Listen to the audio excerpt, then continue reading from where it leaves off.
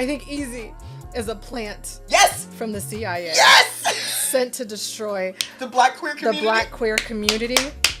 You know, I think the CIA sent Sexy Red for the heterosexuals, and then sent the Zeus Network for the gays. Yep, that's right. And then sent Ezee to us. You're right. Hey. Ezee is an invention by Ronald Reagan, just like malt liquor and crack.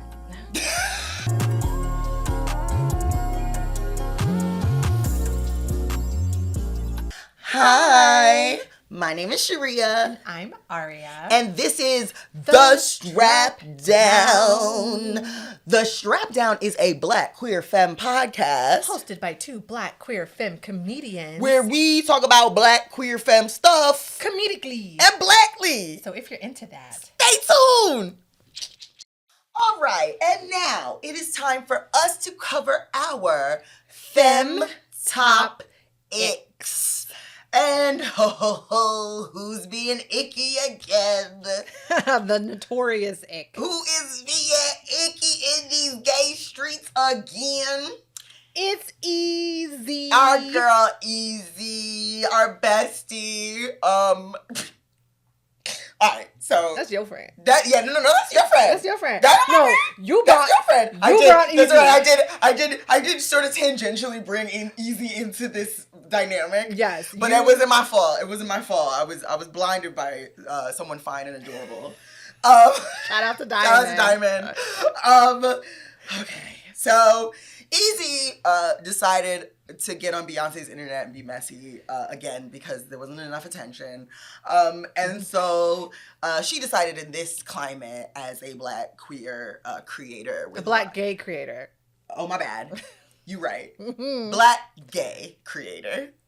To get on the internet and make a sketch mocking what appears to be mocking a very famous fat creator. Yes, named Samyra. Samyra. If you're not familiar with Samyra's content, Samyra is a plus size individual, and what she does is she goes into different department stores and clothing, and she asks them where is your plus size section? And a lot of the times, a lot of these stores don't carry plus size clothes in the stores, so she goes in, she inquires about it to see if they even have a section, and then she tries on the clothes to see what they consider plus size. Yes. And if their plus size section is actually truly size inclusive. Yeah, she does so I was not very familiar with her at all.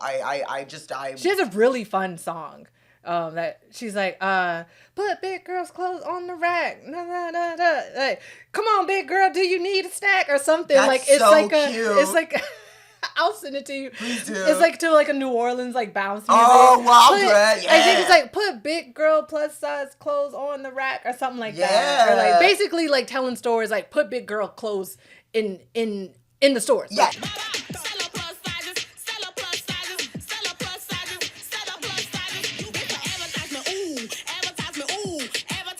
Put the big girl clothes on the rack. And here's the thing, when I was looking her up, the first things that I was seeing is how effective she was actually at getting major brands to start carrying plus size clothing and to address these. You know what I mean? Making genuine change that's for the better through that content, which is great.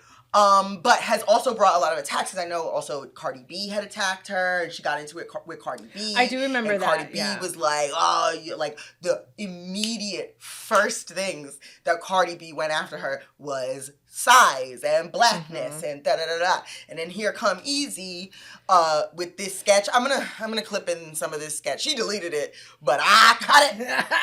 The internet don't if I get. You gotta be quicker than that. You gotta be quicker than that to catch me. And you wasn't that quick because I'm slow.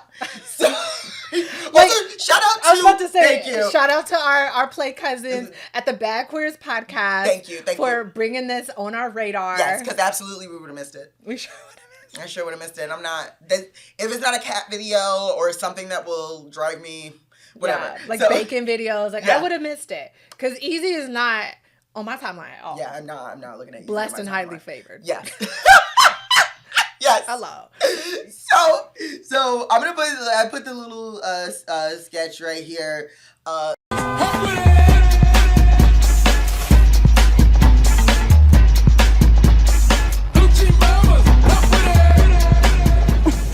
excuse me, where's your plus sizes? Yeah, plus sizes. Oh, you don't know. We would only have them right here, but... Oh, okay. I'll go check. Like, I want to also post the sketch so that you can understand how many opportunities there were to stop this. Thank you. Cause you can look at this sketch and see there were a lot of people involved with this. Bitch, there had to be prosthesis. Somebody did prosthetics on her. The makeup artist, this is on you. The wig lady, this is on you. Someone had to take that t-shirt and put letters on the t-shirt to make that's on y'all too. That's on y'all. The belly, all of that is on y'all. There were so many opportunities for somebody to say, Ezee, are you sure? Are we sure about this? I don't know. And then after she went on like a live stream. Did you see that? I did not see the live stream. I don't know. I'm not into like the Twitch world, but after that I saw her on a live stream in the fatsuit. Like flirting and talking with some guy or like whatever. I think it was. She loves that. I think it was what's his name that has a baby with Chloe. DDG. Okay, he doesn't just whatever. You know, he's like a straight up abuser. Yeah. So like she was like, I think it was him. I hope I'm not getting them confused, but I'm pretty sure it was also him. Where like they were like doing this whole like talking thing and like whatever, and like some white guy or something in the background. I don't know. I think it was white guy. I'm sorry if he wasn't white and his race had nothing to do with this, but either way, whatever. In the fat suit. So it wasn't like she did this sketch, wrapped it, and took it off. Like, no, it was continued. So that was another opportunity, multiple opportunities that you're at this event in this fat suit that nobody. When was this? This was before she posted the thing. I don't know, like when it was that she was posted or whatever, but whatever. She was still in the fat. She was in the fat suit. So either she didn't take it off or she put it back on. Yeah. Either way, like it's ridiculous. Yeah. Interesting. Yeah. And it's interesting that she would. Okay, no, because we're gonna get into this. Okay, so let's just establish what happened because everyone on the internet has been talking about it. First of all, I just want to thank the people on Threads or wherever, because it was Threads where she posted it, right? I don't. Well, that's where I saw it. I don't know if it was just on Threads or if it was also on TikTok. It was probably on lots of things, but I saw it on Threads and the comments. Woo! She was getting ate up. As she should. Woo! And it was not even on some like. It wasn't like an academic breakdown of why the thing that she did was harmful. It was just like, bitch, delete this and your account. You suck. This isn't funny and dumb and you're a bad person and you should stop doing this. Maybe the top comment was like, maybe comedy's not your thing, baby. Like... That has just restored my faith in humanity. I needed it. I'm so mad that I didn't screen record the comments before she deleted because that was so inspiring and beautiful. Thank you. Yeah. The response was immediate backlash. Like I didn't see the comments under Ezee's, but I did see the comments under Samyra's page where Yeah. Well, I'm gonna assume that the comments under Samyra's page are gonna be encouraging because her audience is people who are they were very encouraging, but they were also still dragging Ezee. In those comments as well. Yeah. Of course. The drag continued. Deserved. Yeah. And we will also continue that drag because you thought it was over. By the time this episode comes out, y'all are like, oh, we've heard all the takes on Ezee, haven't heard ours. Dig that shit back up. Wake it up. Wake it the fuck up. Because I do think this inspired me to read. To read and to think. I hate doing both of those things. I hate it. Thinking, ow. It hurt me. But I had to. So. All right, Sharia here in the editing bay. Okay, so here what happened. Look what happened. What happened was I am referencing a very good book called Belly of the Beast by Deshaun L. Harrison. I don't know how or why, but I routinely confuse Deshaun L. Harrison with Deshaun Watson, who is a football player with like multiple allegations. I don't know why. And I am so sorry. I'm I'm type ignorant. That's why you can't let. I'm type ignorant. That's my bad. But so for clarification, this is Deshaun Harrison, a black, fat, queer, and trans theorist and abolitionist who wrote an incredible book called Belly of the Beast: The Politics of Anti-Fatness as Anti-Blackness. This is Deshaun Watson. He played football and got a lot of allegations, like real serious allegations. They're very different people. I am so sorry.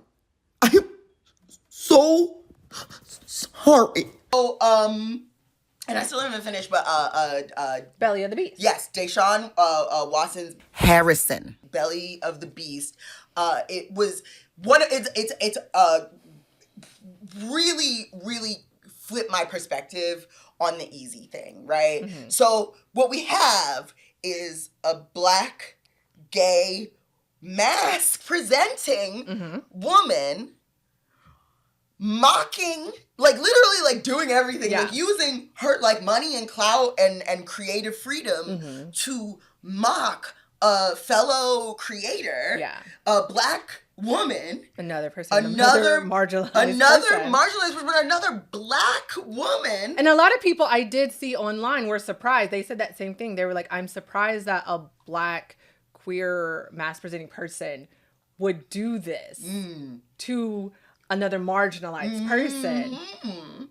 But the thing with Ezee is she has always kind of been known for how much she wants to align herself with hegemony and with the like with, you know, that male men. That male centeredness. Yes, she is, you know, like been very much accused of the male centeredness. That's how I originally heard about Ezee, was in our video about the male centered stud. Hundreds of people were tagging Ezee at Ezee. No, somebody made a TikTok where it was us. They stitched it. And they didn't even stitch it. No, they edited doom, doom, doom, doom, doom, doom, doom, and it's all easy. And I was like, damn, okay, all right. Yeah. I didn't really know, but I see now. Yeah. Because she does align herself just like a lot of these like honestly like mask presenting black lesbian creators do with black cis men, like cis het men. Yeah, like the Drewski stuff. Like the Drewski stuff. So the Drewski stuff. There's a fine line. There's a line dating back from before chattel slavery to Drewski studs. There is a pre-colonial history that is a direct line to the Drewski studs. Because, like, so she does align herself with that a lot. And also, she was fat. She used to be fat. She used to be fatter. She used to be thicker. She used to be fat. Yeah. She was on the larger side. Yeah, she was. She used to be fat. Well, I was going to ask. I don't think, was she like the size of Samyra, or was she just like. No, but she was. I saw like a picture of like, I wouldn't. Check back the early years. Like when she first started. Because I don't know if this was like when she started losing weight. She was like. But I have a feeling. But that is connected. Okay. Like 100% connected. Just like anti-fatness and anti-Blackness is connected. The backlash against a proud fat body, a black body, a black woman's body, a fat black woman's body being upheld, and also having more followers than her. Like I think that is very threatening to someone like Ezee, who has like just based on what I have seen, kind of violently torn apart pieces of herself so that she can closely mimic what she believes to be superior. Maleness, straightness, like thinness. I've seen this. Money, capitalist. I've seen this before with another creator. I'll have to send you her name and we can edit it in, because it's not someone that I follow, but I think she does have a pretty large platform. But it was somebody who was like an influencer that was on the bigger side, that was like plus size, and then got skinny, and then started in turn like doing the oppressed becomes the oppressor. Every time. Yes. There is something, and again, we need a fat person to come like on the show, the big which girl. we will have, because now we are getting mics, so relax. But it's like the big girl to skinny girl bully pipeline, you know? And they'd be worse. They'd be worse because they internalize this, not only the like individualized bullying, but the systemic oppression of fat people and the hatred of fatness that is so inherent in how we have structured our society. Yeah. So unfortunately I had to read things and I hate it. So I also did the audiobook because I was like, oh. And Deshaun Watson, Harrison, really they are kind of perfectly suited. This book is actually perfectly suited because it does focus primarily on the intersection between blackness, anti-Blackness, anti-fatness, mask identity, and it's so interesting that there is such an intersection, and in the way that those identities are inextricably linked to imperialism, white supremacy, and not in a way that you have to oh, can I connect the dots? No. There's no need to connect the dots because it's a straight line. The creation of obesity, the creation of anti-fatness, which is a new thing, the creation of anti-fatness and how it was created because of chattel slavery, because we wanted to, So read the book. Read the book, yes. But also, it got me thinking more, I think, not necessarily sympathetic to Ezee's bullshit, but more understanding of that Ezee is simply regurgitating the toxic bullshit that she has consumed and that we all have consumed. Honestly, and this is a very basic connection to this. Don't be insulted by this. I hope what I say isn't insulting. But in a very basic, simplistic way, it's Mean Girls. You know what I'm saying? This girl is she's bullied and then gets it, you know what I'm saying? Yes. You know, you get accepted into the in crowd in a sense, right? And then you become the thing that for sure was bullying you and whatever, and then you kind of slowly become that and start things. For sure. That's where I went, but I know there's I know, of course, no. Deeper. I think it is sort of like Mean Girls, but more it's more unconscious than that. That's the thing. Katie went into becoming a plastic specifically because she knew how their system worked. Subconsciously, she became that. For sure. Yeah. But Ezee didn't have any conception that there was a structure that to reinforce, really. I don't think... Well, she knew that skinnier people have it better. Yes, and skinnier she knew people are treated better. They're more desirable. Yes, and so we're taught that. She sees that. You know that. Yes, you know how fat people are treated. You're right. So you do know that. It is. She's Katie. No, you know what? You're right. This is Mean Girls because she. You see this hierarchy. Yes. You see this power structure. Yes. You see how who has the power, who doesn't. Yes. And you infiltrate that group, be it losing weight, getting in shape, yeah, building a platform, or whatever. And now I'm the mean girl. I'm the plastic. Yeah. And now I'm going to basically, even if it's something subconsciously, perpetuate and do the same things and become the people that I once hated. And not just that, I'm going to use my power to double down on the hatred that I received and that I saw, because that is how I establish my dominance. You're absolutely right. You know what? And this is why Mean Girls is such an important film. Yeah. As up as Tina Fey was. Oh yeah, no, she ate that with that script. But yes, no. On the basic level. Yes, no, but I think yes. For those of us who don't read. No. Yes. Yes. So read Belly of the Beast or watch Mean Girls or both. You should do both. You should do both. You should do both. But yes, and I think it's so much of it is an example of violence that is intended. It's like a suicide bomber vest, right? It's violence that is intended to harm not just Samyra, but anybody who thinks that they want to step out of line, because so much of it was targeted at being like, oh, are you looking at this? That's like, she's so annoying for asking to be represented, for highlighting a disparity, for highlighting the things, because I'm sure that Ezee, before the weight loss or the Ozempies, used to go into stores, try on clothes, and say, damn, this is the biggest size they have. Why doesn't this fit me? Yeah.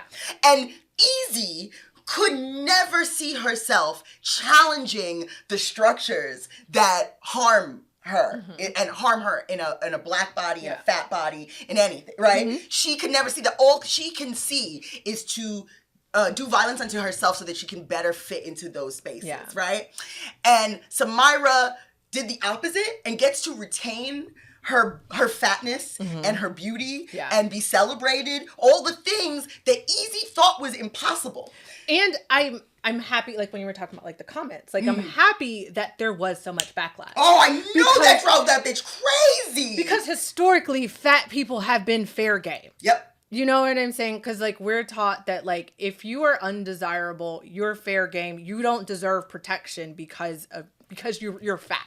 And we don't desire you. And, you know? And, like, I mean, if you look through, like, comedy in general, like, over the years, like, she thought that old 2000s type of comedy where, like, I'm going to put on a fat suit, like The Nutty Professor, Shallow Hal. Norbit. Big Mama's House. Or, like, whatever else. God damn, we could just keep going and going. Could you imagine if The Nutty Professor was came out today? No, I was going to say, imagine if that was just a family of, like, anorexic people or, like, people that were, like, thin, you know what I'm saying? It could never be. It could never be because fatness and blackness exist to hold up those structures and to be the bodies that are acceptable to do violence upon. Yes. Right? And like... to make fun of. Like, it's acceptable. To make fun of, but also to kill, to harm. Because, right, and even the conception of health and how blackness and fatness are immediately... removed from the concept of I've heard so many stories of like people that like they go to the doctor, like I went to the doctor because I like sprained my wrist, and the doctor immediately goes, well, if you lose some weight. Yep. You know what I'm saying? So like they're actual like do some push-ups on that sprained wrist. Yeah, like their actual like health concerns are like pushed to the side or like ignored or not taken seriously because like their health, like we're taught that like being overweight, you're automatically deemed unhealthy, disgusting, lazy, and all this other stuff, even in the medical field. Like there's such bias. Not just even in the medical field, because so much of the research around the obesity epidemic, turns out that's not a thing. Yeah. That's all based on a completely, that's vaccine denial for weight loss people. Like really, truly.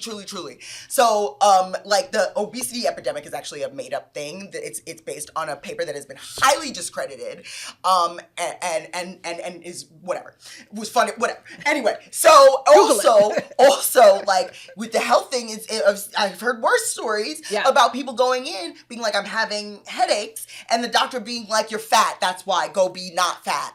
And then turns out they had a tumor, right? And it went undiagnosed because the doctor just literally... tons of stories about that same And that is because we define fatness as automatically outside of the bounds of health. And so and then also Belly the Beast does a really good example of how anti-fatness contributes to violence against the black body, because they use all these examples of all these like very well-known police killings, these like extrajudicial executions of black people, and in every single one, their fatness or their just size was used as an excuse for their murder, right? Yeah. Like with Eric Garner, they go into the whole thing about how Eric Garner was, they kept saying that like, it's actually fine, that because Eric Garner didn't really die of the chokehold. Eric Garner died of being fat and having heart conditions. Yeah. They literally said Eric Garner couldn't have handled even a bear hug. Yeah. A bear hug would have killed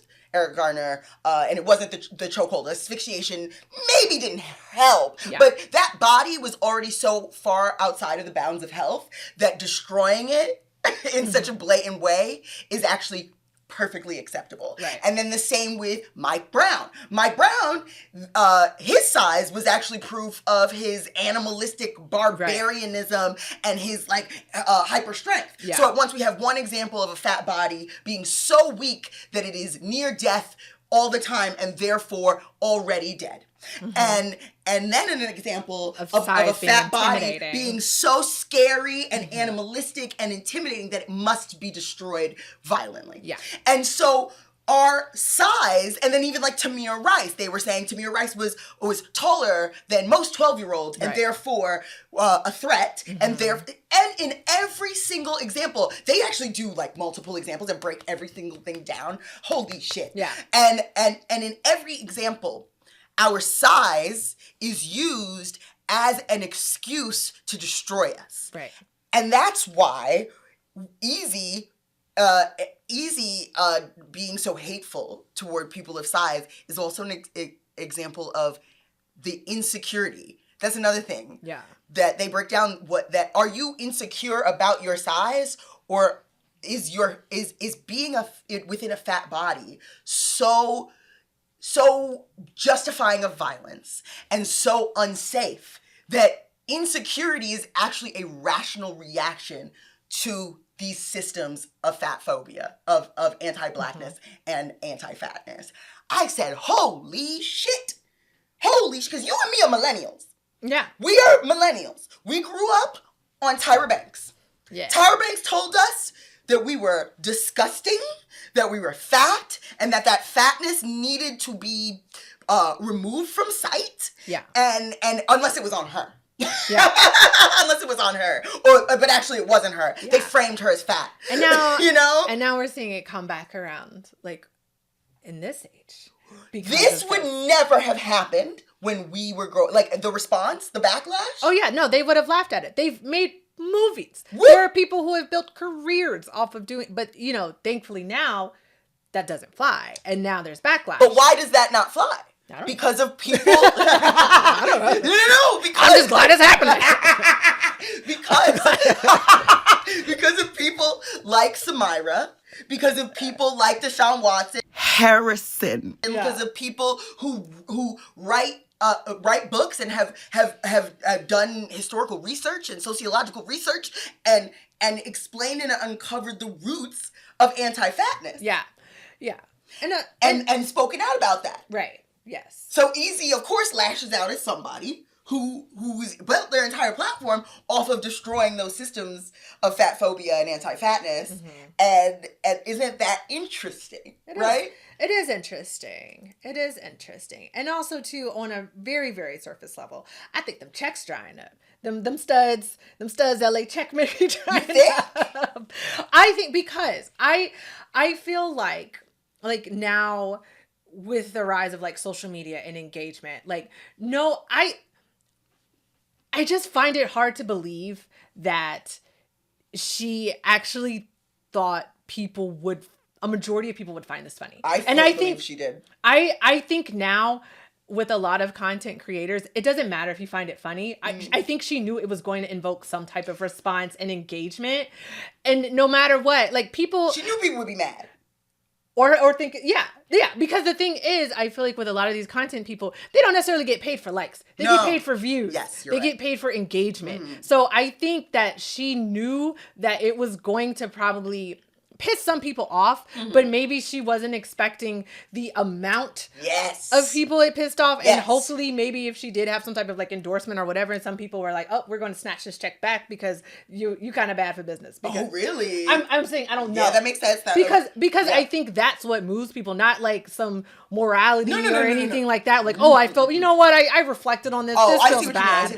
I think this was all financial. I think she did it because she knew it was going to get views. I mean, it works for us. You know, people are going to share it. That is engagement. People are going to talk about it. People are going to write think pieces about it. And it keeps her name out there. It keeps people relevancy. Like, I think now with these content creators, they don't give a about like all they care about is money and engagement and notoriety. But here's the thing though, Samyra has more followers than Ezee.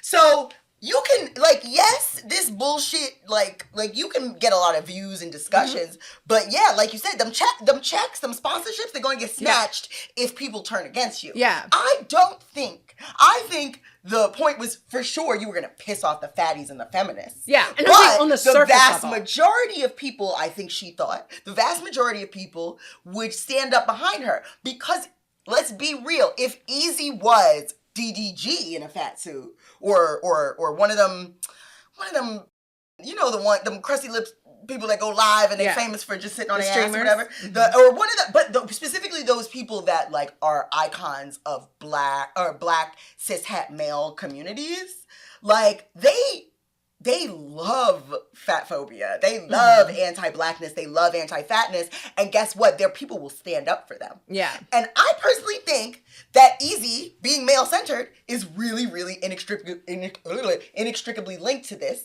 because you don't make something like that without a group of crusty-lipped around you being like, you know, that's funny. You know, they gonna be mad, but it's funny, you know what I mean? Because, like, making fun of fat people is funny. We like Norbit. Yeah. And I think maybe a part of her did think, like, yeah, some people will find it funny, but I think, like, people rage bait because it's profitable. For sure. You know, and I think... But this wasn't a successful rage bait. I know, that's what I'm saying. Yeah, I'm saying, like, what went into her mind, I think she went into it thinking, like, I'm going to rage bait. Like, sure, some people are probably going to find it funny. Like, my homeboys are going to find it funny, and then it's going to anger all the fat people or whatever. And the feminists, and then they going to engage with it, and it's going to go viral, and I'm going to make all this money. Yes. But I don't think she was expecting that much backlash for her to delete it. Yes. You know what I'm saying? So I think what it is sometimes I don't think anybody who is around queer people would think that way. I don't think anyone who is around queer people, even a little bit consistently, would be like, this is a good idea. Yeah. Because queer people would be like, oh, no. Mm-hmm. Why are you doing that? Don't do that. That's a bad idea. But a bunch of your stupid dude friends will be like, that's fucking hilarious. And guess what? You are not going to get the support that a black, straight, cis guy would get for the same bullshit. Mm-hmm. You're not going to get that support because them is not going to come out in support of you. Mm-mm. They'll come out of the woodwork. They'll dox people for coming after one of their boys. But you will never be one of their boys. Yeah. Ezee, you will never be one of the boys. You gotta get some shit together. You need to interrogate the anti-Blackness, the anti-fatness, and the hatred that you were taught. You were taught self-hatred, and it's coming out in so much of what you do. You're so... like, I'm sorry, like, you are so, like, prolific in so many ways. You're able to create so many things. They're not good things, though. They're popular things, but they aren't good things because there's something in you that is being held back. And that part needs to, like, it needs healing and interrogation. And I hope it is something that is, like, deep like that, and it's not what I think, which is... What do you think it is? I already said it. I think. Oh, you just think it's for clout? Yeah, no, I just think it's a money grab. Like, I don't... Because sometimes... But Samyra's making more money than Ezee. But... Well, yeah. Being her authentic self. Being her authentic and self. And challenging systems of hegemony. But I think this works for her. And this works for a lot of other people. You know what I'm saying? But it's drying up. I know. But I think she's... You think this is the first indication that she has had that this is drying up? Oh, okay. You know what I'm saying? I see what you mean. Because I know we think a little bit more. We read a bit more. And sometimes I wonder, like, is this really what Ezee's really going through, like, internally? Or is it just like... I know this is real stupid and real, like, outrageous, but, like, it's going to get people talking and it's going to make me some money on these views. And so we just going to rock with it. For sure. But there's also, I do believe that there is an ancestral or metaphysical knowledge within you that knows that what you are doing is harmful to yourself and to your community. I think money blinds that. And I think it mutes it. I think, or maybe it blinds it, or maybe it numbs it. Or, like, I think, like, I don't know. Sometimes I'm just like, I think people know, like, they know this is harmful. They know, they know all that stuff. But do they know it harms them? Do they know the depth of harm that they're perpetuating? Like internally? I don't think they do. Because do we know the depth of harm that we create when we are cruel to ourselves? Right? Like, we are, I know I'm gonna just stand on business right now, real quick. I am anti-fat. I see so much anti-fatness and fat phobia in the way that I engage with my own body. Yeah. So much. And I have done a lot of work to deconstruct so much of it, and yet it persists. Yeah. It persists. Yeah. But I think reading this book, even though I haven't finished it, has really made me kind of go, oh shit. Me being so pro-black and me being so like clued in to like, oh, I want to fight white supremacy, I want to fight imperialism, I want to fight capitalism, but I'm fat and ugly. And that's bad. I'm so fat. Look at this. Ooh. Right? You can't do that. You can't. Yeah. Those are not. They can't converge. Right. So, and there's something in there that like I don't think I could name or articulate, but that I always knew was there. Right? That I always knew that anti-fatness was somehow linked to my harm on a deeper level. Was somehow linked to slavery. Yeah, and I would be curious to see if Ezee does address this whole like fat suit thing. Somebody read that a book. I'm not asking her to read. You got enough around you that could read to you. Because I feel like to someone who isn't doing that type of like self-work and self-reflection, they don't see this as harm to themselves at all. They don't see it, but they feel it. Do they though? Yes, I think they do. I don't think they do. I think it comes out in other ways. You can drink poison and think you haven't drank poison, but eventually, in some way, the poison will affect you. This may affect her like 40, 50 years down the line. I think it affects her now. I don't think it does. No, I think it does. I mean, maybe it does. I hope it does, because then that means one day there's like hope for change. Yes. You know, but I think, I don't know. I think it's such a waste that a creator with so much access is using their access. Because I read scripts, I hear stories, I see whips for things that people want to make, and they just don't have the capability to make them because they don't have the access to the equipment. They don't know how to produce things. They don't know how to make those. There are types, you know what I mean? And Ezee has that and uses it for the dumbest shit. And that's my thing. Like, she keeps doing it. It's like it's just progressively getting worse because she's not deconstructing the things that she needs to deconstruct. Imagine what imagine a woke Ezee. I can't. But imagine. I can't. You need to be able to envision a better world. So there's another thing about Afro-pessimism, which is a critical framework. No, I don't want to get into this. Wait, no. That's too deep. That's too deep for me right now. No, wait. I think, look. Because, let me explain it. She's doing it for the money. No, wait, let me explain it real quick. Because Afro-pessimism means that any kind of like black liberation is dependent on the destruction of all these systems because they are inextricably linked to anti-Blackness. I have no idea what that means. Like the systems of oppression. Right. But the systems of capitalism, the systems of imperialism, all of it must be destroyed. And in its place, something else must rise. Right? But so Ezee's gonna rise? I don't understand. No. Ezee must be destroyed. No, I'm kidding. Ezee must engage in the destruction of the very hegemonic systems that she is so desperate to be a part of. She is so desperate to be. All she want to do is be just like the shitty men who have harmed and abused her and all her ilk. That's money. All she wants to do. And make money. And make money off of it because that's part of it. That's inextricably linked to that. So we must destroy that desire in Ezee and use her access to use her good cameras for revolutionary work. So what we need to do is find Ezee. Tie her up and read her a bunch of books. I'm glad you have faith. I really do. Because she deleted.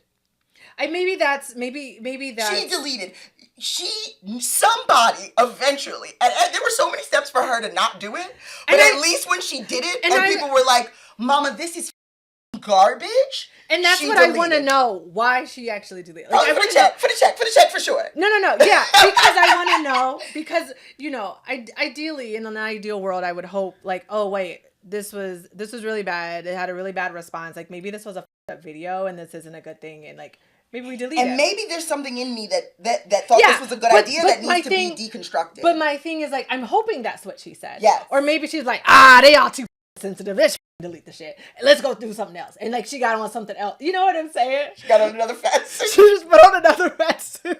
Maybe it was the quality of the fat suit. You know what I'm saying? Maybe, you know what? We're going to do this at Target next time. That's what we're going to do. Like, I would like to think there was some type of, like, self-reflection and realization. Like, you know what? Maybe this was a bad idea and not like, they just too sensitive. But it cannot be simply self-reflection.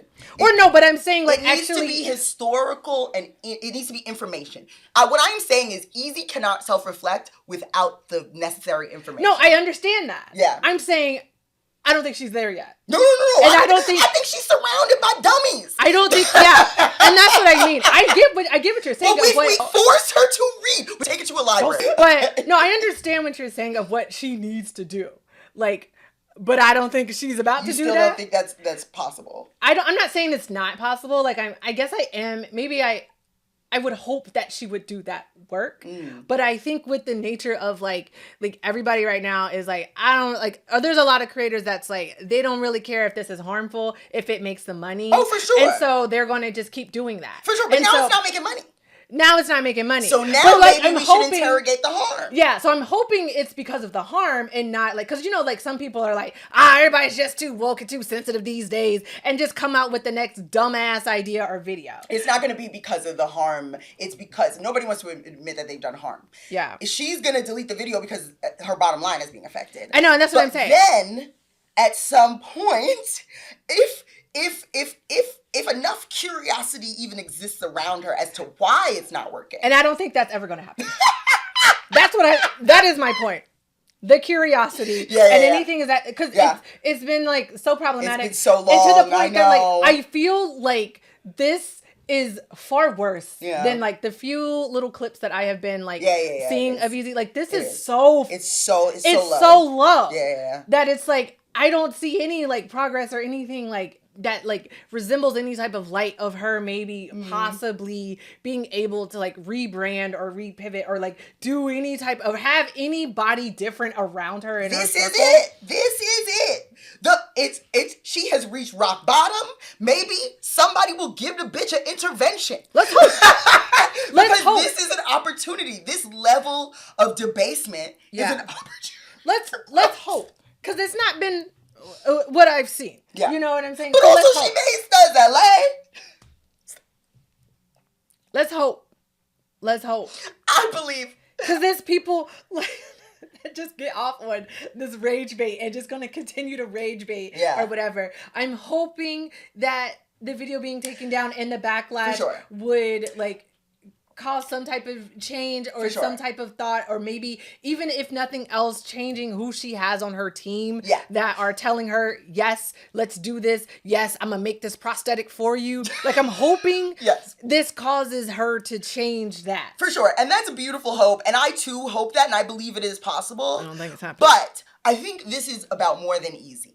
I think Ezee is simply a tipping point for a lot of us Black queer people on the internets to do some interrogation of her own internalized anti-fatness and to do some information for us to be curious about what inspires this anti-Blackness and what inspires this anti-fatness and what we can do to address it in ourselves and what we can do to like destroy these systems. And I think, again, reading this book, half of one book has completely opened my eyes to how deep, like how historically entrenched anti-fatness and anti-Blackness is, and how crucial it is to the continuance of white supremacy, of imperialism, of misogyny, of queerphobia. Like all of it is inextricably linked. So it's time for us to be more curious about its origins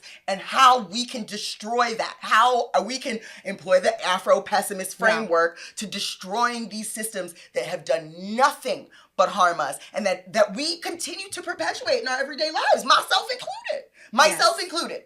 So to wrap this up. Okay. This has been so to wrap this up, I would say, I hope Ezee does do something, but I think if you are watching this, this is an opportunity. She ain't been watching it this far. No, not Ezee. Fuck Ezee. Oh. No, not Ezee. Ezee not watching this. Ezee not watching this. Ezee. No. Put Ezee aside. Ezee is simply a symptom of a larger problem.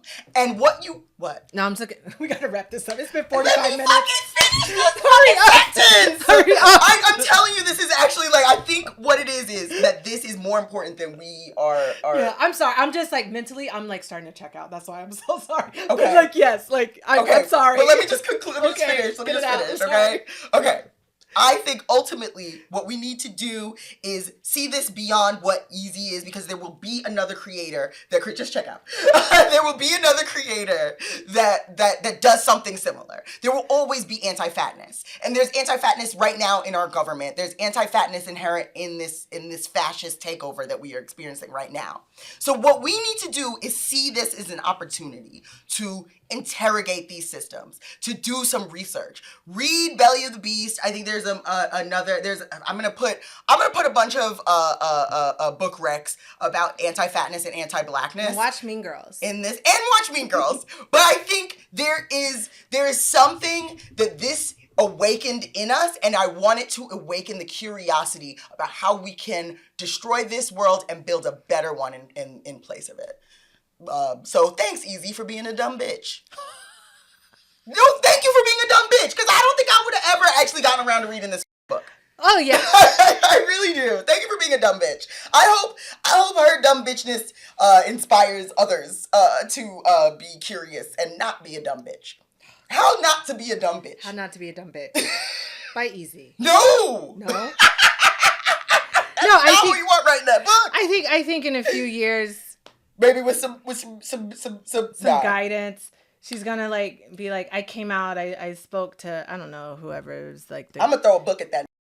Just throw a book. I'm gonna go through the streets of LA with a bunch of critical theory books and just lob them shits at her head. So, all the best to read a book, bitch. all the best to Fat Ezee, the fat suit. Yeah. All the best to whoever made that shitty pillow. You're all complicit. Y'all need your makeup. You're all complicit in racism, in anti-Blackness, actually. God, just fire the whole team. Gosh, I hope whatever. Anyway. Wait, what? No. It's like just get the account suspended or something. I know. Somebody has to step in at some point. I know. Somebody has to step in at some point. Like this is. Or we just stop engaging. Like we stop engaging enough that maybe she'll interrogate herself. I would love to see like her post one of these like outrageous videos and it gets like 5 views. And that's beautiful. That is a hope. Let's hope for that. Let's manifest that. I feel like that's the only way to get people to stop. Yeah. Like stop engaging with it, stop giving them their attention, because that's what. Or are you a smart person near Ezee? Go grab that bitch by the collar. Come on, please. A smart person near Ezee. Anyways, that was our fifth topic. Tell us how you felt about this bullshit in the comments. How was this happening? Have you read Belly of the Beast? Have you read any other of the books about the intersection between anti-Blackness and anti-fatness? And what's you smart? Tell us stuff. Tell us more books to read. Recommend more books to read. Recommend more resources for further interrogating, deconstructing anti-fatness. Blah blah blah blah blah. And again, we will have a fat person who is like an activist and like a critical thinker on this podcast as soon as we get another mic stand and another chair. And another chair. We're almost there. We're so close. We're getting closer. Now we're getting closer, man. These are the things. And you know what? You know who I bet got plenty of chairs? Ezee. Ezee got chairs. Stop giving views to that. Give us some of them damn views so we can get a goddamn chair. Drones. Just like cinematographers. Just an evil villain. Sitting in her lair. Yes, exactly. Just out. You know what I was gonna say? This is the last thing. Yeah. This just woke up. I think conspiracy. I'm putting on my tinfoil bonnet. Oh, tinfoil bonnet time. I think Ezee is a plant. Yes. From the CIA. Yes. Sent to destroy the black queer community. You know, I think the CIA sent Sexy Red for the heterosexuals, and then sent the Zeus Network for the gays. Yep, that's right. And then sent Ezee to us. You're right. That you know what? That was something I had meant to say. Ezee is an invention by Ronald Reagan, just like malt liquor and crack. That's what it is. Ezee is the malt liquor and crack. Yes. Of the black if you look at it from like the you know what? That's all I'm gonna say. No. I think you're right. I think you're right. Ezee is a pack of cools and a. Them light eyes was sent by the CIA. You're right. You absolutely right. Oh my God. Okay. Now that's honestly whatever. Now I'm writing a script. So. All right. I meant to say that, but I no, it's good. I was checking out, and then it just. No, it's great. It's true, and I think that's true. I'm onto something. Let's investigate. So, are you the CIA operative that created Ezee? Which leave it in the comments. And Sexy Red.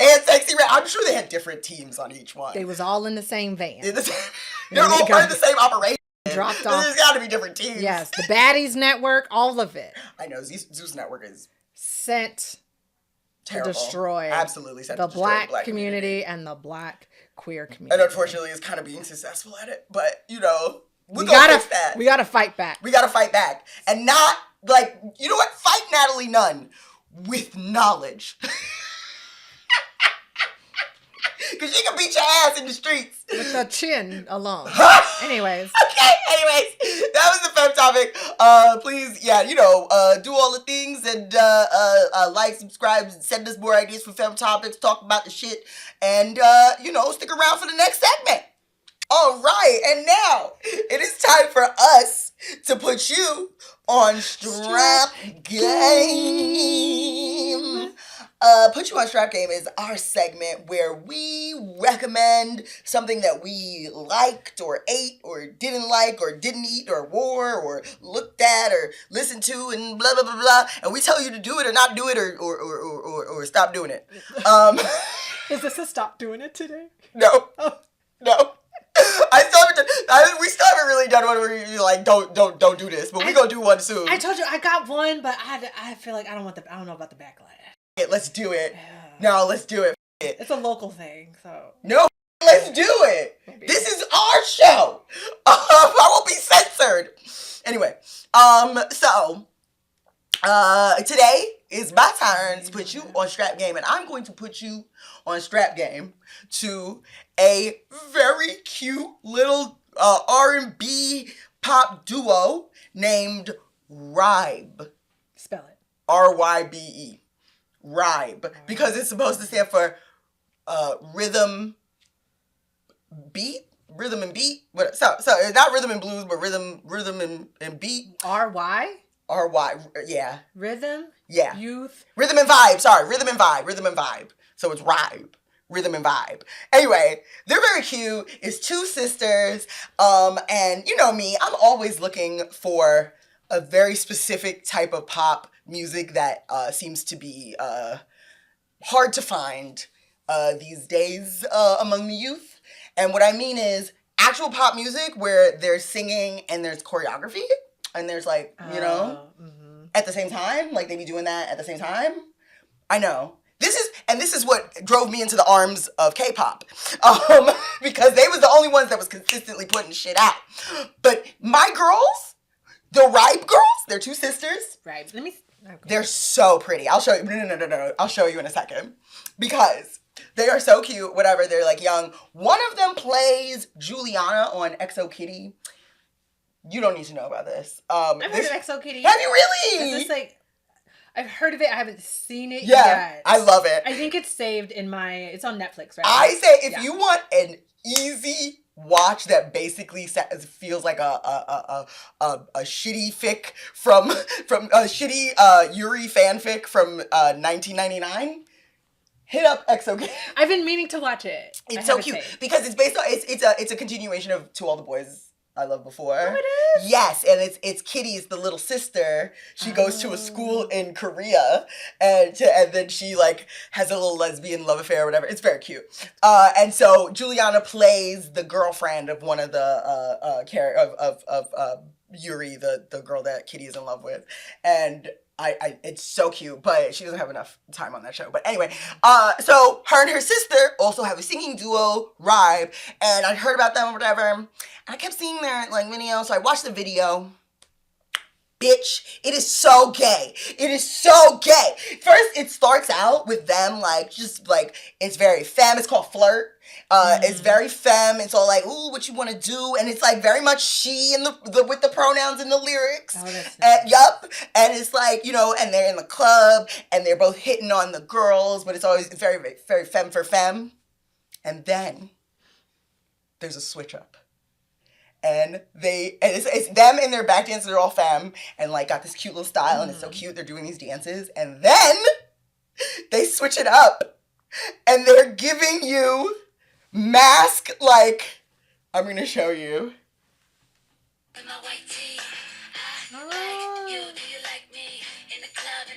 It's like, where do I think I've seen them before?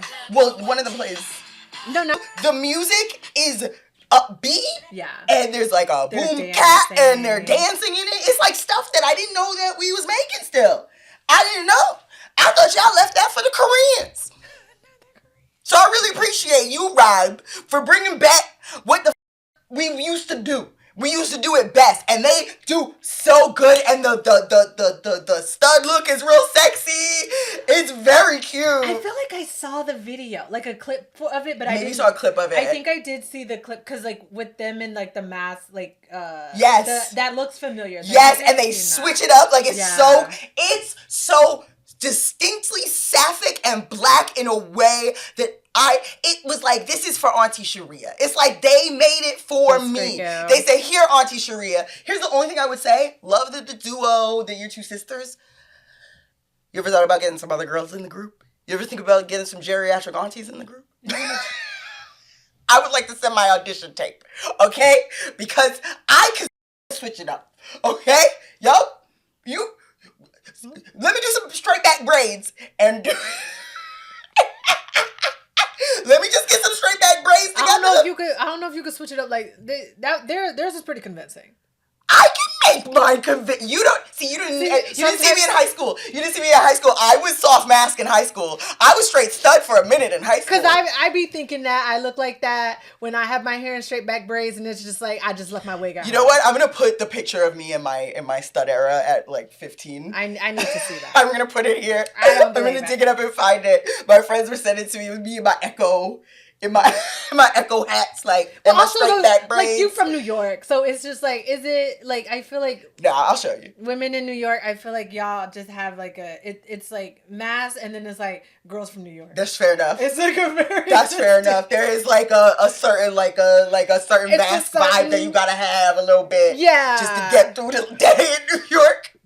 That's that toughness. That toughness, whatever. Yeah. And then there's like actual like mask. No. But I was giving it. I was wearing only men's clothes. Okay. Yes, like big men's t-shirt, big men's pants. Yes, girl. Okay. I was daddy for a bit. I was not daddy. But I can switch it up and I can do some choreography. Y'all just gonna have to do a lot of cuts in the video so I can take a breath.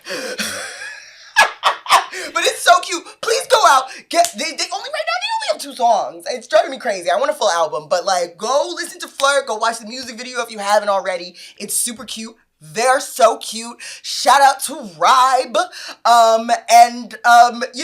Like, please run it up. Run it the up. Yeah. Run it the up, because this is the type of shit that I've been craving.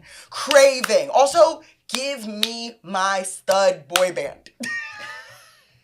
Give me the stud boy band. They're out there rehearsing right now. Are they? They are. Let me know. I'm trying to see. I need it. You know, China had a stud boy band. No, they were just... Not really. Anyway, that was a pretty much trap game. Sorry, I was just scrolling because I was like, I thought I saw, like I said, I thought I saw that clip and I was trying to see, did I have that same? Maybe. I'm like, I think you might have just stole one of my put you on strike. Oh, I hope so. Cool. It's cool. I hope so. Cool. I took it. It's cool. Yes, okay, if you know these two adorable little nieces, tell them that we would like to audition. Yes, Aria, shut up. We would like to audition to be a part of REUPLOAD. And please let us know what we need to do it. We're going to send our audition tape. Aria's going to teach us the moves, and we're going to do it. Listen, my knees and my flexibility ain't what it used to be. We'll adapt the choreography just a little bit. I don't know if I can boom cat anymore. It's more like boom, ah. No, we can do it. Stop. I'm trying to get us a bag. I'm trying to get us a bag. Okay? Hit us up, REUPLOAD. How about we just start our own group? And then all the dance moves could be like, ooh. That's the choreography. It's just us stretching. Ooh. And the lyrics are just It's just, shh. Us getting up and down. I was like, You know what I'm noticing? The title track. Why my ankle hurt? My ankle hurt. Wait, you know what I'm noticing? That I'm aging because every time I take a sip of like hot coffee or tea, I go, oh, praise Jesus. Oh, no. Praise the Lord. And I'm like, where did that come from? No, I remember it was like the last time you came in and you made a noise and I was like, you sound like the Caribbean grandmother downstairs. I can see it happening. Y'all make the same exact noise. I'm turning into an elderly Caribbean woman. Anyway. Oh, my sweet baby, thank you. That's how she sounds. Oh, let me not do it too much. She'll probably hear No. We're gonna. But barring that, if you would like to, come to our first performance. Yes, come to our first performance. Like we're gonna start our own. We're gonna start our own group. We're gonna start our own rival group. We're old rival. Yeah, like okay, we don't flirt. We're gonna just call our song "Stare Intensely from Across the Bar" and then leave when we don't get a response. Wait, yes. Wait, I'm already gonna write the lyrics. Yes.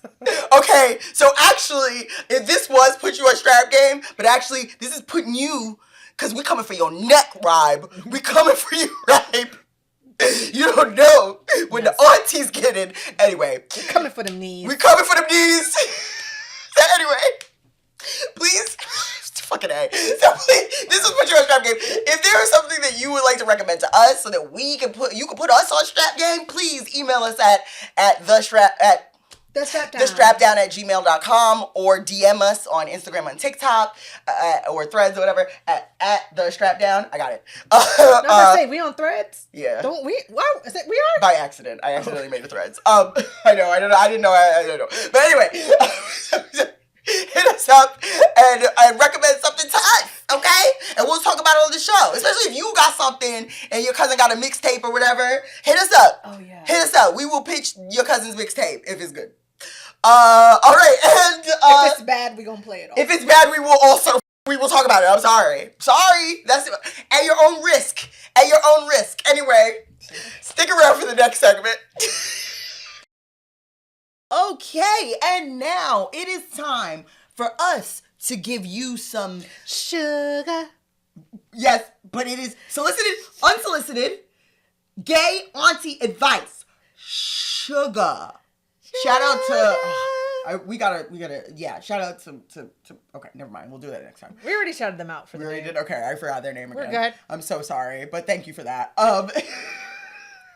So, for today's sugar, we are going to troll the internets for specifically Reddit, and we got a cute one. We got a short, cute one that I think you will specifically be good at. To be honest, you always say that. I think you'll be good at this one. Okay, and the title is "She seems super nice, but isn't attractive." Why am I good with this? No, because you know how to reject people. Recently, I met somebody online. We really hit it off, and we finally did a face reveal tonight. A face reveal.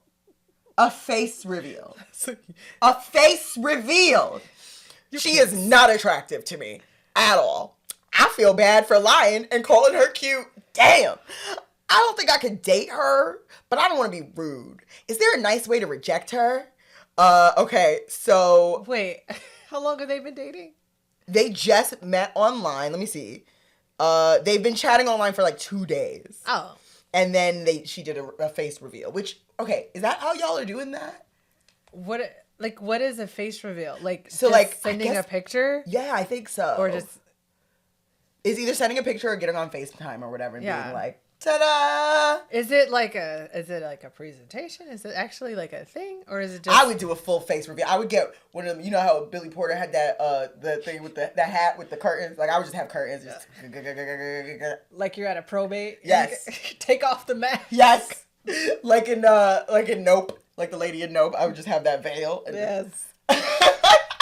Okay. Face reveals. Interesting. So there's a couple elements of this, right? Because like I have been in this situation where it's not necessarily that the person isn't attractive, it's that I am not attracted to them. Yeah. In fact, usually it's the opposite. Usually it's like this person is considered to be attractive by every like measure that I've been told about. Like conventionally attractive, but I'm not feeling it. Yeah. And they want me. Mm-hmm. And it's like, I can't look a gift pretty person in the mouth. I have to this person. I have like hooked up with models because it was like, what am I gonna say? No? To this person who by all metrics is so good looking. I guess my question, how do they meet if they haven't... Online. Like, I'm assuming they met, like, in a chat, probably on Discord or something like that. I was about to say, like, what type of... Or, like, of, gaming or whatever. Oh, okay, maybe, like, something like that. I was about to say, like, how did y'all even start getting to the point? Okay, well, anyway. I don't think I'm good with this. Really? I'm not that shallow. Not that you're shallow, but you're good at, like, being... Because you've told me multiple stories about being, like, I guess it's just because you were in a relationship or whatever, but, like, about being hit on and you having to shut that shit down. Yeah. But, like, doing it very elegantly. Oh, yeah, like, oh, yeah, of course. Like, if I'm in a relationship or, like, a situation or, like, whatever, like, yeah, I can, like, shut it down. I guess my advice would be to just, like, log off. Block them. That's terrible. So y'all, no, because listen, 2 days. But they've been talking for 2 days. They obviously connected. They obviously vibe. They really like each other's personality. But then the looks didn't come in. So what are you supposed to say? My thing is, okay, and I would say, because you can't say the chemistry wasn't there just because they sent a picture. I don't think, that's what I was about to say. I don't think the chemistry and the vibe is actually, like, really there. Maybe because I've never met somebody sight unseen first, but I have like met people that... You've never met anybody like you never... Oh, like on an app? Like, no, I mean like where I don't know what they look like before I talk to them. Yes. Like, yeah, sure, back in the days with like AIM, AOL, like ASL, like whatever. Yeah. You know, but no, I don't think I've ever met somebody, whatever, but I have like met people that like I would probably... maybe initially started the conversation, like they're not really my type but physically. Then they switch up. Yeah. Yes. But then like the personality really hits me and it's like, okay, normally if you would have like maybe came at me like in another, I would probably not be interested in you, but your personality and we vibe so much, like you become attractive to me because I already felt something, you know? It's like I'm talking to somebody, I'm like vibing with them, and it's like they may not necessarily be my type, and then maybe at the end they're like, "Yo, so can I get your number?" And it's like, yes, actually. And it's like, you know what? That's the thing about attraction. Yeah, is that like that's why I was like, okay, whatever. I think fine, it's great. Don't waste this person's time or whatever. Don't waste this woman's time or whatever. But I also think it's like. So you don't know if you're really attracted to this person because you haven't given the attraction thing a chance to happen. Yeah. Right? Like, just like you said, there are so many times where someone, I'm like, that's not my vibe, that's not my type. But like, if we vibe, suddenly I'm interested. And then when I love how I'm like, I'm interested. I get that little tingle in my bad place. Like, she's interested. That's right. Yeah, and then, like, once it's over or, like, it doesn't work out or y'all end badly, it's like... That bitch was ugly anyway. Bitch ugly. Like, you know what I'm saying? Like, I do... Yes, no, whatever. for sure. Like, that's my last time talking to somebody shorter than me. That's you know so funny. Yeah. Like, that's what I mean. That's why it's, like, the vibe and the chemistry and the attraction must not have been that... strong because but I don't know, and again, or you're that shallow and there's I'm not saying this specific instance and I'm not saying it's necessarily true, but maybe you have some things that you need to look at. Like, maybe, because they didn't say, I'm not attracted to her. They said she's not attractive. I was going to ask about the wording. Boom. Yeah. That's what I peeped too. Mm-hmm. And I think attractive is so prescriptive and it implies an objective truth to that beauty. Like, I see that as, like, you're kind of saying, like, if I were to take her around my family or friends, they would not be impressed by her appearance. Oh, whoa, which is a capitalist, patriarchal mindset that we don't need in lesbian circles. Yeah. I personally believe. Yeah. Because everybody's beautiful. To someone. Sure. To someone. Sure. To someone. But also, there is... Oh, okay, I'm going to bring up Deshaun Watson again. Hold on one second. Harrison. Deshaun Watson is a football player. Sorry. Deshaun Harrison... Again. I think you may have said that in the other segment. Oh, God, I hope not. I'll just double check Deshaun Watson. God damn it. All right. I am going to give credit for this brilliant book. Who said you can't be on a football team. Who said you can't have bronze and braids? That's right. People are going to be like, wow. Shout out to you, Deshaun Watson. You've changed Sharia's life. You really did. Thank you, Deshaun Watson. Changed her brain chemistry. Fuck me. Okay, so... But they distinguish between pretty with a capital P and pretty with a lowercase p, right? They distinguish that because there are certain ways that you can find, or be beautiful. Sorry, beautiful with a capital B and beauty with a lowercase b, right? And like the way that we define beautiful TM is very specific and very small, and it's something that we don't all fit into. Right. But, like, a lot of times that's outside of what we actually are feeling, right? That's the type. Like, sometimes, listen, my type is outside of the norm of what people call beautiful, like, in, like, magazines or whatever. Yeah. Right? You very rarely see my type in a magazine. And if you did... I would buy magazines. I don't think the magazine industry would die the way it is. Because the studs on TikTok get plenty looks. But anyway. I was about to ask, because I know like magazine, like whatever, like the editorial beauty, that's like one thing. But like when you say like your type, you mean like if your type had a TikTok account or like a TikTok following. My real type? Your real type. Would they be the type where they could just post thirst traps and go viral? That's not that type. Okay. I don't think so. Maybe. I needed some context. Maybe. Because like I think of like the stereotypical like conventional like attractive like stud or like queer person or like whatever is like light skin, light eyes, maybe thin, maybe like 3C curls and like stuff like curl that. Hair, yes, that's like right. That's not my type. Yeah. So no. But yeah, no. But for the most part, no. My type wouldn't, for the most part, be able to just post a thirst trap. Yeah. For the most part, because there are people out there that really, really, and there's a lot. Wait, of them. what is your type? I like them thick and juicy, like the I like them thick. Yeah, I like them thick and juicy. So iconic. Don't even know their name. Yes, but exactly. You know who I'm talking about. Yes. That's your type. Closer to my type, although maybe a little softer. Maybe a softer mask. Oh, even softer. Yeah, I do. Okay. I'm grown now. I can't be fucking with the studs. And see, I'm too grown.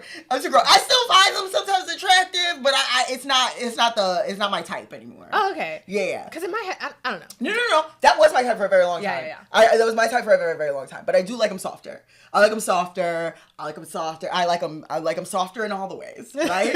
But I like a soft mask, and a vibe. I do like, dark skin, brown skin. I'm not like super shallow about it. Like I will look at a light skin, but that's not my preference, right?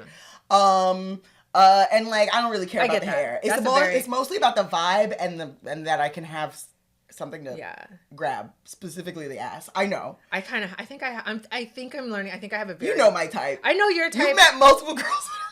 I see what you look at. I think my type is pretty defined. Really? I think I've What's I your used type? to be like, I don't have a type. But I like dark skin, locks, and specifically like very like fashion, like very like edgy kind of like fashion style or like whatever, you know? So like I feel edgy fashion style. like or like kind of like street style. Oh yeah. You know what I mean? Like that kind of like cuz that's kind of me too. Yeah. You know what I mean? Yeah. So like I feel like my girlfriend now is like that kind of type. Like she's also like into like fashion and like stuff like that. Yes. I would say like my like I guess pseudo like celeb like kind of like crush who I feel like kind of embodies my type, like the archetype of my type would be a Tiffany Hayes, who is, you don't know her. She plays she's a WNBA player, and she kind of looks like, to me, she's like an age appropriate Cat Burns. Oh, she's okay. I'm sorry, I thought she was so young. She's 36. She's 36. Okay, so that is like kind of like, and she's playing on these. It's crazy how old they can be while they. She's very cute. She looks so young though. I like a smooth baby face too. Yeah. She's 36. I gotta get my life together.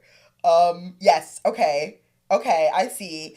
And she kind of switches it up. I'm seeing her switch it up a lot. Switches it up. She switches it up. She can get kind of femme. Okay. That's like college. Okay, let me see. That's probably why I'm like, this is a baby. Sorry, this is like completely off topic. Now. No, it's not. Yeah. Yeah, that's your vibe. Okay. Yes. She, for sure, a little bit too coiffured in the eyebrows for me. Coiffured? A little too like this is more my vibe as far as like eyebrow style. But the last one I can't with that. That's a little bit too much. But yes, for sure. Yes. Okay, this is probably more. Oh, I see what you mean. Oh, yeah. You looking at like old college and high school Okay, yeah. I see the vibe, the style. Yeah. I see what you mean. Yeah, the looks and everything. I actually don't really care about whether it's like fashionable. I just think like as long as it gives you the vibe, right? I like the vibe. Yeah. Because I mean, not everybody can like kind of really pull. Not everybody can pull that out. Can pull that out because very few people can afford. But I like people that have. Well, no, not even like. I feel like my girlfriend is very like. I think she's really stylish and she like thrifts and whatever. So it's not really about like labels, all that stuff like that. But it is like about cultivating a specific style. Like Yes. I like that. I think for me, more it is about the cushion and the pushing of the like the physical. Yes, the physical. It's the I'm tactile, right? I want you to be so you know what I mean? That's what I want. And I'm also someone that like your personality and like a good sense of humor and like it can override all of that. It immediately. It doesn't matter. It can upend all of that, which is sorry, back to this. Oh yeah, back to your shit. Which is why I was like, maybe not for this one. Let that girl move on. But just unfriend or whatever. No, you don't have to unfriend. You can talk to them and just be like the vibe. So how would you be like, hey, because this is the thing. For the most part, when I've had that situation, it's because that person, there was no attraction, there was no chemistry. Right. It's not because I looked at them and were like, oh, you ugly. Right? Because sometimes you can look at somebody, especially in a picture. There are pictures of me, I look like Grendel. I do not take pictures. I'm not good at pictures. I'm not photogenic. I have a very round, soft face. I don't have... You're pretty photogenic, but... No, I'm not. My face is not... For the camera, I have no angles in my face. Like, I don't. So you have to, like, do... Because for me, I can only make one face. That's why, like, models or whatever are seen so attractive and are so photogenic because... Multiple sides of their face light has... Yeah, light can hit the different angles and it looks good. My face is flat and whatever, so I don't think I'm that photogenic. If you see a nice picture of me, believe me, I have so many stunning photos of you. There are a million more that no, that's the same for me. No. For me, it's that I can't take most photos I can't take, but then also like don't take. I hate when people just be taking photos at events and then they post pictures of those events and I'm in the background like, so awful. Like it's awful. Tyra, you for what you did to us. I know. I think Tyra is to blame for this. Some of this is in our heads. This whole segment. Some of this is in our heads. This whole segment right here is just like us. Thanks, Tyra. But But that's why I'm like, okay, so if a picture can immediately turn you off, sometimes it's not. Give the vibe a chance. I always say give the vibe a chance. Yeah. Give either a conversation online or in person or whatever. Give the vibe a chance. Yeah. Give the vibe a chance. And then that way when you reject them, you can reject them and be like, the chemistry isn't there. But you can't say that because you just saw a picture. Yeah. You can be like, and good for you. Oh, the chemistry ain't there. Yeah. And you were like, that is pretty helpful advice. I think in my head, I'm like, that person probably, they don't deserve you. And you should just let them go. Because I'm just like, if that was your immediate, like, they're ugly. No, let them go. I don't like that. Just block them and let them go and let move on with your life. But in the future, maybe interrogate that. Yeah, like, work on that for sure. Yes. But, like, I feel like if that's your, like, immediate response. Don't waste nobody's time. Don't waste her time. Block her so that 100%. She can move on to somebody else. 100%. Because, like, this reminds me so much of, like, that god-awful show on Netflix, that Love is Blind shit. You know? Yes. Where it's like when they reveal and they're like, like it's so cringy, and it's like that's what this kind of like immediately reminded me of is when people like saw, and I'm thinking about like the one girl and like the guy was just like so mad because but that was because she told him that she looked like Megan Fox, which she does in the sense that she looks like a normal woman who people would be like, you look like Megan Fox. Yeah. But she doesn't look exactly like Megan Fox. Yeah. Are you dumb, bitch? Yeah. But like, yeah. And then like that, and then there was like somebody, that guy Snake. Remember, he was like he had real issues. Like Shake or Snake or whatever. And he had that fine, thick Indian girl. Mm-hmm. Really, that was not about that. That was about that was some racism stuff. But it was so much of like shit. It was so much internalized, and he had so much like internal work to do. Oh my God. And then like and he put her through hell. And did all of that. And so that's what I'm saying. Like, I don't think no, don't do that. This person Yeah. Like, you're having to like. Until you do that internal work, like, don't do that work while you're with the person. Girl, you let that motherfucker go. Let her go. You free them from your nonsense. Work on yourself. There you go. And then maybe like you can approach it again. There you go. Maybe not with this person. Not with this person. But like there will be. But like moving forward. Yes. Like you check yourself and your own. What are you looking for in a partner? Are you looking for someone that you could bring around that everybody would be like, oh, she's like hot. A status symbol. There you go. Or are you looking for a partner who you have like chemistry and vibes with? Yeah. That you can build something with. So that's okay. All right. You know what I'm saying? Yeah. It was kind of. I just wanted to clear up. No. Block them and move on because you're. Yeah. Not because they are ugly. Not because they're ugly. It's because you have prescribed some quality to them based on some shit that probably you need to deconstruct. Yeah. Yes. All right. Yeah. So basically, you. No, I'm kidding. No, I'm kidding. We all need to do that work. And then if the vibes are off, then you can be like, the vibes are off. Yeah. That's a real excuse. Whereas like you can't, there's a hard thing to say about, or you could just be like, physically you're not really my type, but like, I hate when people say that. Because usually when I've had that said to me, it's followed by, but. Yeah. You. Yeah. It's always like, oh, well, I normally don't date brown skin girls. Or dark skinned girls. Or like girls like you. Yeah. Or black girls. Or like whatever. Yep. So it's like. But there's something about this. No, you. Mm-hmm. You need to do some work on yourself. That's not cute. It's not a compliment. It's not a compliment. I'm special. You. All right. Yeah. That's a thing. Anyway, so that was our solicited, unsolicited gay auntie advice, or sugar.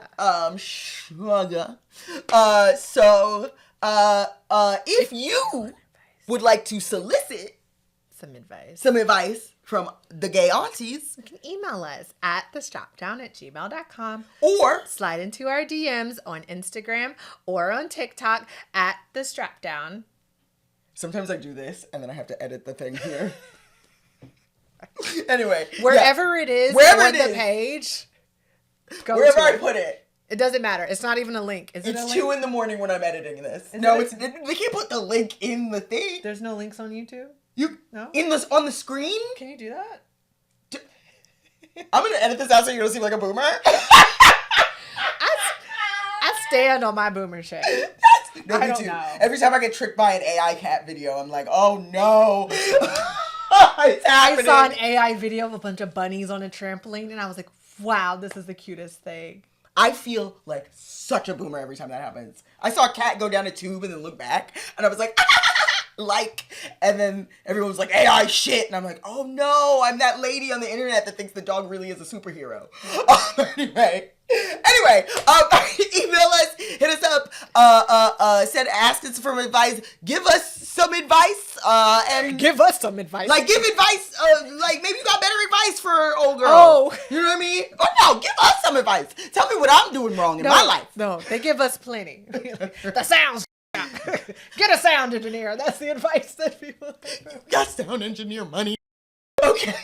Anyway. Ginger quit on us. Ginger quit on us. Now she's doing her own thing. She's in Vegas. She got a Vegas show. It's ridiculous. Anyway. I'm gonna edit a picture of Ginger in a Vegas show. Anyway, so I have a picture of her on a flight. I'll send it to you. Yeah, that's perfect. That's perfect. Anyway, that's so funny. Anyway, stick around for us to close it out. Yeah. Well, so now we have reached or neared the end of this strap journey. But there are more strap journeys ahead. You must look to the straps ahead. There's so much straps on the horizon. The horizon is just one giant strap. Anyway, so what we like to do, we have lost it. If you knew what was happening today, you would understand us. You would understand us, okay? Anyway, so at the end we like to talk about one good thing that kept us from joining Kid Rock on tour. I was about to say, putting on a fat suit. Some one good thing that kept us from putting on a fat suit and prosthesis to make fun of someone more talented than us. So sometimes we come up with it. Sometimes things happen that are good and we want to talk about it. And then sometimes we have a up week. And so you got to do it. Yes. You do it. Sometimes you have to top us. Okay. That's beautiful. Sometimes you have to strap us. Every week, we expend so much energy strapping y'all down. And some of y'all is pillow princesses. Right. And some of y'all is truly verse. Yes. We need y'all to strap us back. We need to strap us. Strap us. Anyway, choose me. Love me. Strap me. Okay. So this one comes from Kai, Editor Kai. Not the other Kai from Patreon. Love you Kais. Love both of you Kais. So Kai, one Kai, sent us, if you remember, on the first episode of season 3, we shouted out this amazing graphic that Kai sent us that said, Strapaholics Anonymous sees the means of seduction based on Oso's when Oso strapped us down. It was great, and we shouted it out, and it was lovely. But you know what? Kai is a pleasure to have in class and an honor roll student. Yes. And Kai said, that's not enough for me. And extra credit. They said, I need to do extra credit. So here we go. Hi, Aria and Sharia. Like the laws I live under. Sorry. If you wanted a flag, you said you wanted a flag. So I tried to make a flag. If you do ever make for real merch, you have to send Oso one for the way that this phrase lives rent-free in my mind. Holler if you want any other dimensions or have any suggestions to add. And when I tell you this motherfucker came through with so many things. A plus. A plus. A plus. Strap riders throw ass, not dildos. Strapaholics Anonymous sees the means of seduction. Throw ass, not dildos. I'm gonna put them all here, and I'm gonna put them on Patreon. You can just go to the Patreon. It's free. You don't have to pay to see the things, all this stuff on Patreon. Just come to the Patreon. There's this one, throw ass, not dildos. I want that as a sign so I can take it to a Liberty basketball game. Yes! Because of the... Yes! I want to try to get on like ESPN or like, I don't know. Well, you gotta hit up Kai, because Kai will make the whole thing. Kai got a print shop. Kai is killing it. I'm trying to hit up on the Jumbotron. So I just wanted to show these. Hold on. I also wanted to read this one. Hold on. So I was so excited for also, who did your new intro cartoons? They're adorable. I was looking for the artist in the credits. My bad. That's my bad. In my line of work, I need to know everybody who can draw black women in any cute way. And that's what we was looking for. I found, so the person who did our cartoons is K.D. Taylor. Search up K.D.Taylor.art on Instagram. We also posted the cartoon on our Instagram, yes, and they are tagged. They are tagged in it. They commented on it. Go look at our Instagram and then go find KD Taylor. We're also gonna put their profile here. I actually found them on Tumblr because I'm a real OG, and I'm really still with it. You hoes ain't loyal, and I'm still on Tumblr. Right. So I saw they make these adorable little OCs, like, and I was like, yo, please give us that. And KD Taylor, you came through in the mother clutch with these adorable little cartoons of us. We love them. Yes. I've been showing them to everybody. They're so cute. So thank you. Please hit them up and get cute little cartoon versions of your friends. Yeah. You gotta get it. Or your pups. I want to do one for Ginger. I need that. I need that bad. I need that bad. We can add it to the thing too. Okay, wait. So I'm so excited for season 3. Thanks for coming back. Sending all the love from Tanzania. Kai, editor Kai, not Patreon Kai. The other Kai. We love both our Kais. We love all our Kais. All our Kais. Even the Kais we haven't met yet. Right? Okay, and then in the last episode I did was like, oh, okay, they must have just like hit Illustrator to make their own dildos. Because ain't no way there's dildos in Canva. I have searched dildo in Canva and got nothing. They said, P.S. While it is true that searching for dildo in Canva brings nothing up, sex toys, however, and you're a genius. And this is what we need. We need more of you. You're an excavator. Okay? You've discovered, and these are the most adorable little chibi dildos I've ever seen in my life. I want to watch a whole anime about these dildos fighting other dildos. They actually look like my own dildos. They do. You know? So representation matters. Representation matters. Yes. So we got cute little cartoon black women and cute little cartoon dildos. And you gotta have representation for both. It is. Yes. Thank you, Kai. Thank you, Kai, for making 1 billion of these in different sizes. We love you. And please send us stuff. Please. Strap us.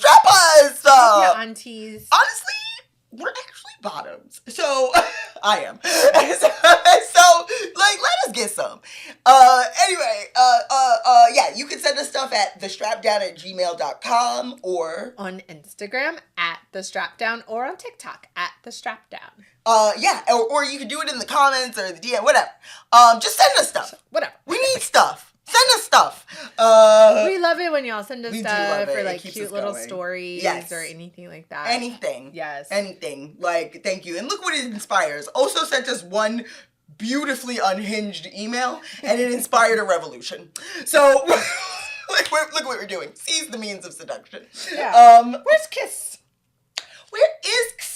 I'm going to email Kiss and see what's going on. Check on Kiss. Our artists in residence. I miss those. I think Ginger is needed more than ever. Yeah. And in these times. In these trying times, throw a dog. She identifies as a pup. You're right. We've talked about she this. She identifies as a pup. Anyway, yeah, send us stuff. Send us little silly little cartoons or whatever. We love you. Yeah. Let us know what y'all are listening to. What are y'all watching? Yes. We love to hear like suggestions. We've gotten song lyrics. Yeah. Yeah. We've just gotten like, just send us whatever. Yeah. Tell us stuff. And if you're still here, please like, please subscribe, please hit the bell, please send to your friends, your mima, your auntie, your cousins. Hype us. Push the hype button or whatever. Do whatever you gotta do. Help us keep making these things because we love making them and we love you and we would love to be able to do this. We love making them once it's done. Right? We hate doing it.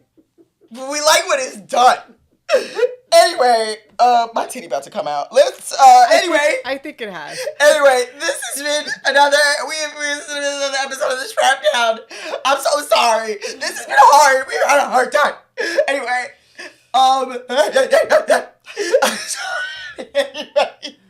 please. Also, thank you so much. We could not do this without our Patreon subscribers. Shout out to our Patreon subscribers. You will see their beautiful names coming down this screen. We love our Patreon. We love our Patreon subscribers. We love the free ones. Hit up Patreon because that's where you're going to see I just post random shit and I be complaining. I be complaining in the chat. Just watch me complain in the chat. And hit up our Patreon. The chat? I need to get on the chat. Yeah, you need to get on the chat. I just be like, I'll be editing and I just get stressed out and I just hit the chat like, yo, why does do it end? Anyway. I log on to like, I'm mostly like in the like Instagram. Yeah. And if you've ever wondered like who you're talking to. It's usually. If you're on Instagram, it's me. Yeah. If you're on TikTok, that's me too. Yeah. If it's YouTube or Patreon. If it's Spotify. For sure, if it's Patreon or Spotify, that's Sharia. Yeah. YouTube, it's mostly you. I've been trying but you are in there, but you're under your own name. I'm under my own name, but sometimes I don't know what I'm logged on in there. Yeah. So if you've ever gotten 2 comments from us. Oh, my bad. It's because one of us did it and the other one was like, oh, she ain't even do nothing. Like we both ended at the same time. At the same time or whatever. Or it's me. Like thinking I'm logged in under myself and like logged in under the podcast page. Why are you giving away trade secrets? Oh, my bad. You can edit that out. No, I'm not. Anyway, this has been the Strap Down. If you're on Threads, that's Ginger. That is Ginger, and that's why it's like weird because she got to mash her little paws on the touch screen. Yeah. Anyway, please stick around. Stick around? No, don't stick around. Get out of here. But before you go, please, reminder to stay strong. No, sorry. No, yeah, stay strong. Yeah, stay strong. Stay up. Stay healthy. Stay well. Stay gay. And most importantly, stay strapped. Oh, God. We did it.